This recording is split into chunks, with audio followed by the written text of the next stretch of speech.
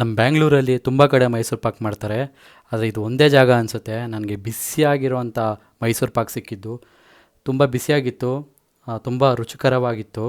ಹೋದಾಗ carrot Mysuru pak try ಮಾಡೋದು ಮರಿಬೇಡಿ, ತುಂಬ ಚೆನ್ನಾಗಿದೆ. ನಾರ್ಮಲ್ ಮೈಸೂರು ಪಾಕ್ ಅಂತೂ ಇನ್ನೂ ಚೆನ್ನಾಗಿದೆ. ಸೊ ಇಲ್ಲಿ ನಾನು ಟ್ರೈ ಮಾಡಿದ್ದು mixture, carrot Mysuru pak 2 parcel ತೊಗೊಂಡೆ. ತುಂಬ ಚೆನ್ನಾಗಿದೆ. ನೀವು ನೋಡ್ಬೋದು ಅಲ್ಲಿ ಹೀಟರ್ ಇಕ್ಕಿರ್ತಾರೆ. ಸೊ ಆ ಹೀಟರ್ ಮೇಲೆ ಮೈಸೂರು ಪಾಕ್ ಇರುತ್ತೆ. ಇದು ಅವ್ರ ಬ್ರ್ಯಾಂಚ್ ಅಷ್ಟೇ, ತಾಜಾ ಮಿಠಾಯಿ ಅಂತ.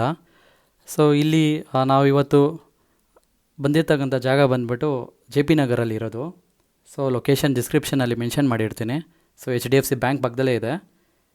ಸೊ ಇಲ್ಲಿ ತುಂಬ ಚೆನ್ನಾಗಿರುತ್ತೆ, ಎಲ್ಲ ವಸ್ತುಗಳು ತುಂಬ ಚೆನ್ನಾಗಿರುತ್ತೆ. ಬಂದು ಟ್ರೈ ಮಾಡ್ಬೋದು ನೀವು ಇಲ್ಲಿ.